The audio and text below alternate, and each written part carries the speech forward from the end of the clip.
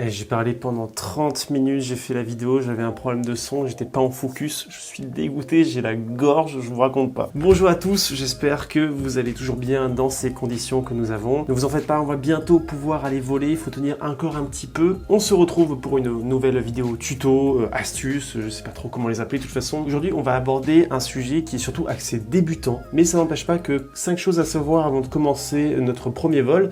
Eh bien en fait ça se résume évidemment pas qu'à ça, mais en tout cas je pense que c'est les plus importants pour bien commencer. Et puis bon, c'est 5 choses, mais après que je vais détailler, ça va être très large. Pour nos amis expérimentés, je pense que ces personnes-là prendront vos conseils avec plaisir dans les commentaires. Avant de commencer la vidéo, je voulais revenir sur 2 choses. Alors d'abord ma vidéo sur les choses à ne jamais faire avec son drone, qui a beaucoup été appréciée. Vous avez été beaucoup à avoir beaucoup d'objectivité et du recul sur ce que vous faites, à vous rendre compte qu'au final il y avait des choses que vous n'avez pas forcément appliquées, ou même où les fois où j'étais assez rude, on peut le dire, sur nos amis d'Instagram. Vous avez été d'accord avec ce que je dis. Alors c'est vrai que je n'ai pas forcément pris de pincettes, mais ça n'empêche pas que ça reste ce que je pense, en tout cas pour faire une bonne vidéo. Après, si vous aimez les plans figés, libre à vous, c'est que mon avis. De toute façon, si vous êtes là à regarder mes vidéos, c'est pour avoir mon avis, mon expertise sur la chose, parce que si vous vouliez une définition dictionnaire de ce qu'est un beau plan et de ce qui n'est pas un beau plan, vous ne serez pas sur ma vidéo et vous n'irez pas chercher sur YouTube, je pense. Et donc cette première chose m'a donné une idée, à savoir la deuxième chose dont je voulais vous parler,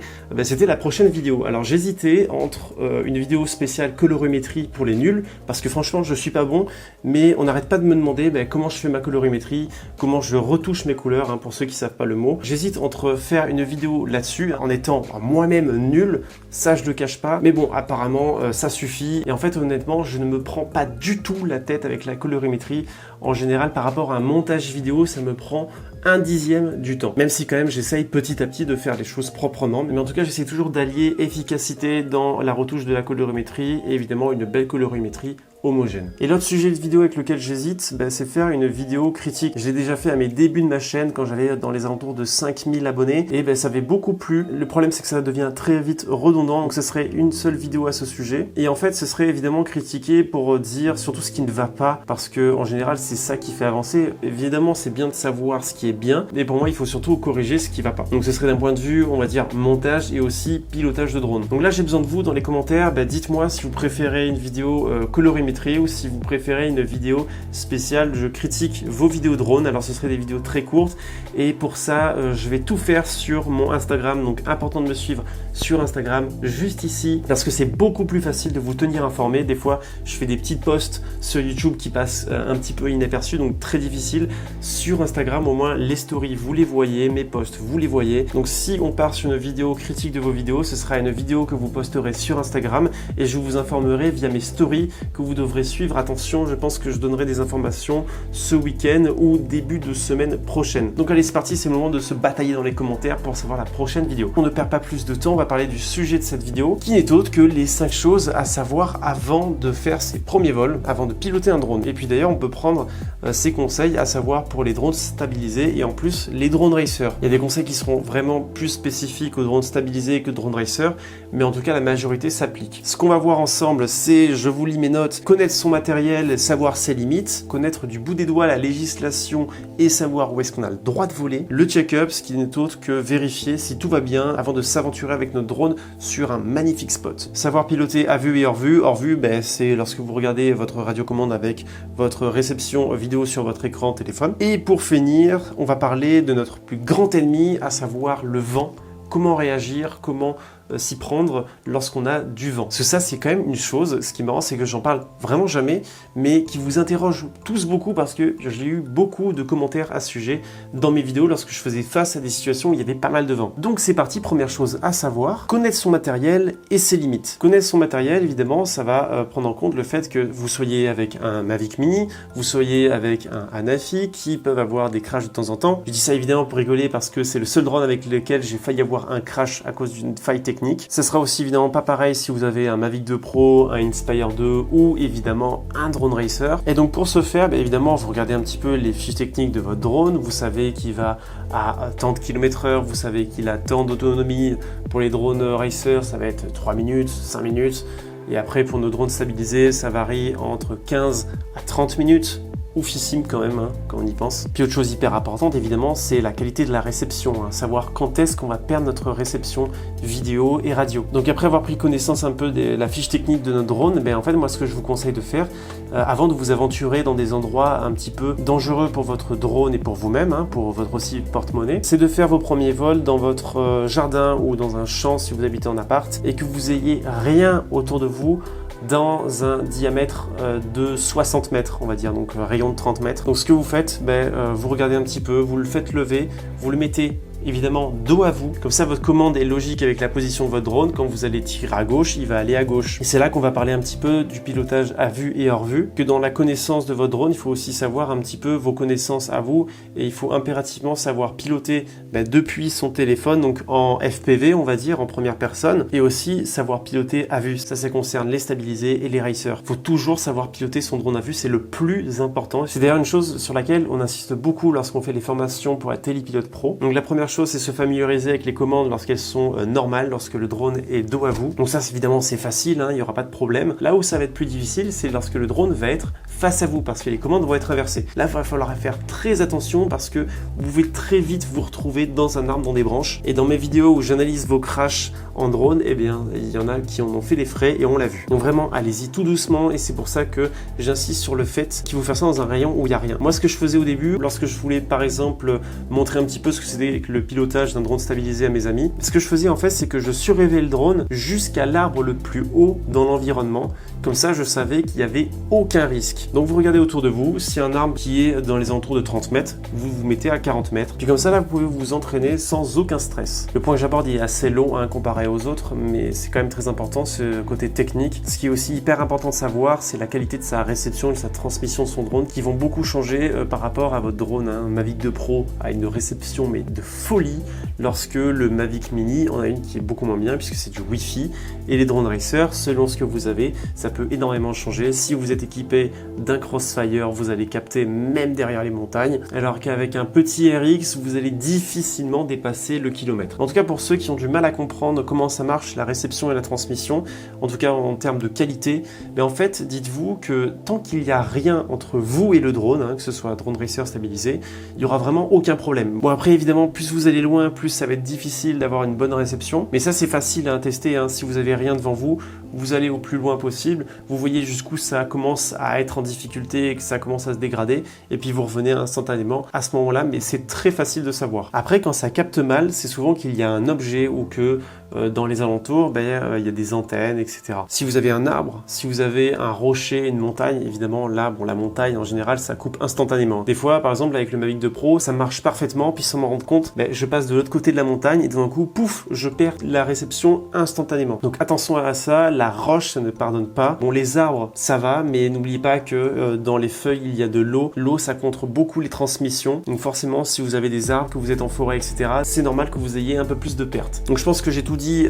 sur les limites, etc. Mais évidemment, tout ça, vous le faites petit à petit. Hein. Au premier vol, vous n'allez pas à la fois tester le vol à vue, le vol hors vue, avec face, dos à vous, puis ensuite l'amener le plus loin possible jusqu'à perdre la réception. Et puis d'ailleurs, pour les drones stabilisés qui sont équipés d'un return to home, je vous conseille vraiment de le tester, de voir une fois dans des circonstances où vous pensez qu'il n'y a pas de problème, que ça va pas être trop dangereux, de volontairement perdre la connexion. Puis comme ça, au moins, ça sera arrivé une fois et vous savez comment ça se passe. Vous ne serez pas stressé de le faire à nouveau, de perdre la connexion à nouveau. Évidemment, avec le Mavic 2 Pro, c'est parfait parce qu'il va reprendre exactement la même trajectoire en inverse pour à nouveau retrouver sa réception, alors que d'autres vont aller tout droit, même s'il y a un mur, etc. Donc voilà, il faut aussi connaître les paramètres de son return to home. Maintenant, on va aborder le côté législatif, tout ce qu'il faut savoir là-dessus. Alors, il faut tout connaître sur le bout des doigts à ce niveau-là, que ce soit dans le drone de loisir ou évidemment dans le drone professionnel, mais ça, je ne l'aborderai pas. On va juste s'attarder sur le drone de loisir. Pour ça, la DGAC a fait une vidéo, je vous invite à la regarder, je la mettrai en description. Ce sera bien plus facile si vous allez la regarder, mais en tout cas, pour faire court, il faut toujours voler dans des endroits où il n'y a pas de maison, où il n'y a personne, pas de vol en agglomération, pas de vol dans les groupements de personnes, donc vous n'allez pas faire voler votre drone sur la plage. Le nombre de fois où j'ai vu ça. Donc d'ailleurs, pour le bien de la communauté, si vous voyez des gens qui pilotent avec des foules de personnes, surtout particulièrement à la plage, n'hésitez pas à les voir pour leur dire « Ouais, excuse-moi, mais t'es au courant que ça, on n'a pas le droit de le faire ». Essayez de responsabiliser un peu. Souvent, c'est des étrangers qui font les conneries. D'ailleurs, petite anecdote, la fois où je suis allé à Florence, il y a 2 ans, à Florence, à la place la plus connue où il y a le plus de monde, il y a un touriste du côté est d'où viennent tous nos problèmes en ce moment, qui a lancé son petit Spark au beau milieu où il y avait des milliers de personnes pour faire ses petits plans. Alors, vous voyez là, vous voyez ça, voilà, c'est un petit Spark de merde. Au milieu, on est en pleine ville, dans Florence, à la Santa Maria, au Dôme. Voilà, ce genre de connard à cause de qui on peut avoir des restrictions après. Au final, le mec, il fait un truc dégueulasse, quoi. Ça me dégoûte. Alors que de l'autre côté, il y avait les militaires et ça lui a pas du tout posé de problème. Après aussi, il y a la fois où j'étais en Corse, sur la plage, et puis là, je vois un drone qui commence à me survoler et à faire une élévation au-dessus de moi. Puis aussi, ça m'embête de voir encore ça en 2020, des personnes qui sont dans leur jardin, mais en ville, qui vont faire décoller leur drone et qui vont se balader en ville avec. S'il vous plaît, arrêtez de faire ça, que ce soit pour vous éviter des problèmes à vous, mais aussi pour qu'on ne soit pas limité, bridé à l'avenir avec encore plus de restrictions. C'est pour ça que j'adore encore plus aller en montagne. Je mets en danger la sécurité de personne, et puis c'est aussi l'endroit où il y a les plus beaux spots, forcément. C'est pas sur une plage où il y a des centaines de personnes que vous allez avoir des belles choses. Donc en fait, pourquoi le faire? Ça me fait penser à une anecdote qui est vraiment en fait la pire expérience que j'ai eue avec quelqu'un qui volait illégalement. C'est lorsque je faisais ma vidéo pour le drift sur le circuit Paul Ricard, là où moi j'avais les autorisations, là où à chaque fois je devais appeler la tour de contrôle de l'aéroport qui était à côté pour avertir mon décollage, ma durée de vol et mon atterrissage avec la hauteur maximale et tout. Et bien dans le public, il y a un mec qui a sorti son Mavic et qui l'a fait voler en plein milieu de la piste alors que moi j'étais en train de voler et je l'ai filmé en train de voler. On aurait pu se rentrer dedans entre les voitures et les personnes qui pouvaient être au sol. C'est vraiment hyper irresponsable. Je ne comprends pas le genre de personnes qui sont capables de faire ça, alors qu'en plus c'est quelque chose qui est encadré. Il y a un aéroport qui est juste à côté pour l'instant et j'espère que ça restera le pire comportement que j'ai jamais vu. Bon, faut que j'arrête parce que sinon je vais m'énerver pour rien et c'est pas du tout le but. Et en plus, je suis sûr que 99% des gens qui me regardent et qui me suivent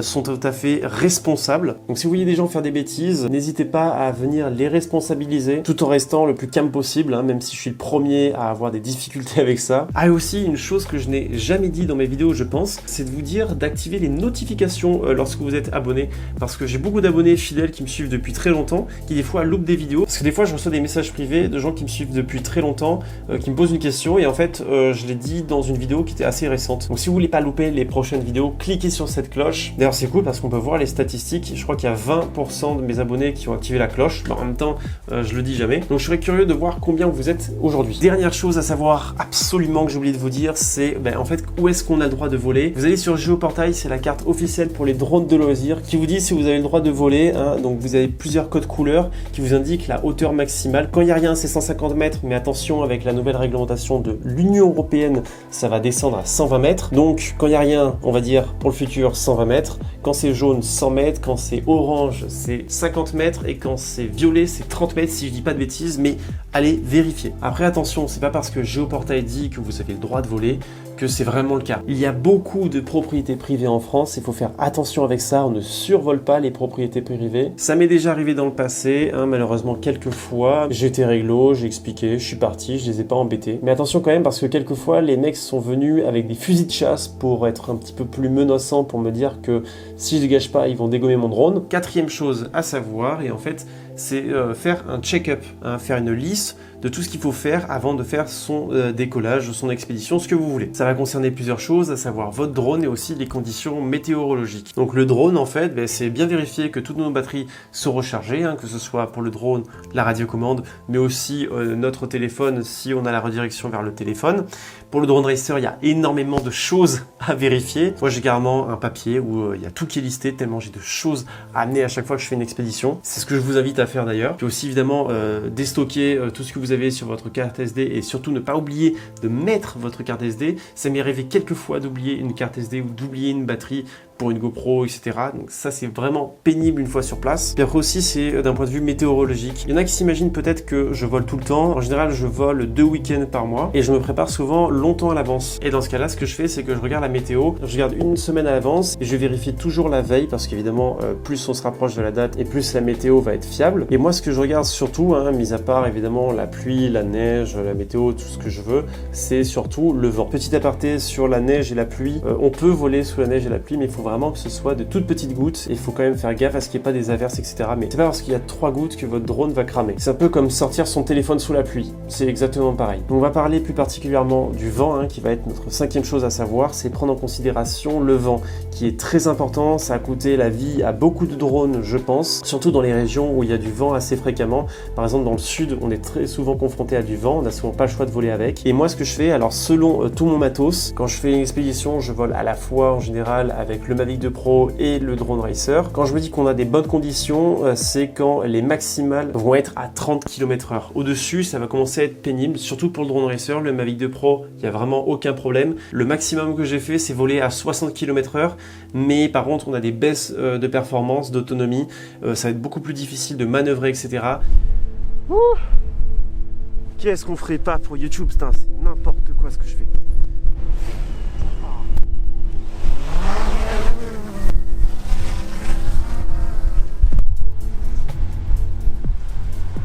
Petite lumière en l'air, c'est le drone. Là, c'est dingue. Allez.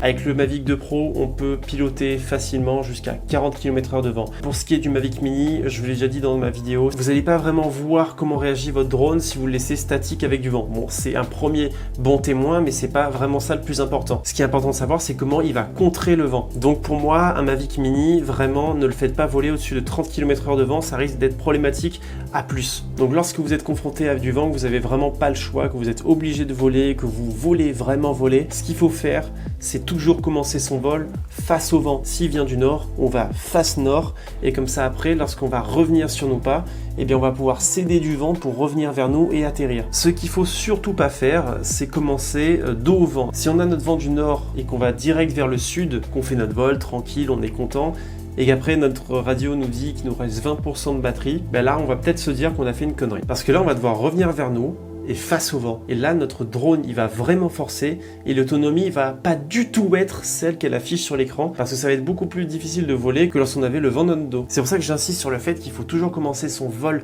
face au vent, comme ça au moins, dès qu'on a notre autonomie qui commence à baisser, eh bien là, on est avantagé parce que le vent nous aide à avancer. Bon, je pense que j'ai assez détaillé sur ces 5 choses à savoir avant de faire ces premiers vols et pour les expérimentés qui savaient déjà tout ce que j'ai dit, eh bien bravo à vous. C'est-à-dire que vous êtes responsable envers vous, votre drone et la législation. Puis si vous avez d'autres conseils à rajouter, parce que forcément ça ne va pas se limiter à 5, laissez-le pour nos amis débutants. Puis pour vous débutants, j'espère que ça vous a vraiment aidé parce que c'est des choses sur lesquelles je m'attarde pas forcément parce que je trouve ça évident ou je me dis que c'est pas forcément pertinent de le faire et tout, mais comme je vois que vous avez été vraiment beaucoup à bien accueillir ma vidéo sur les choses à ne jamais faire avec un drone, je me suis dit que ça pouvait être intéressant à vous faire ça aujourd'hui. Donc pour la semaine prochaine, dites-moi si vous voulez une vidéo critique de vos vidéos drone ou si vous voulez une vidéo colorimétrie. Je vous remercie vraiment d'avoir regardé la vidéo jusqu'au bout, c'est cool. Et pour vous qui êtes encore là, on se dit salut et à la semaine prochaine.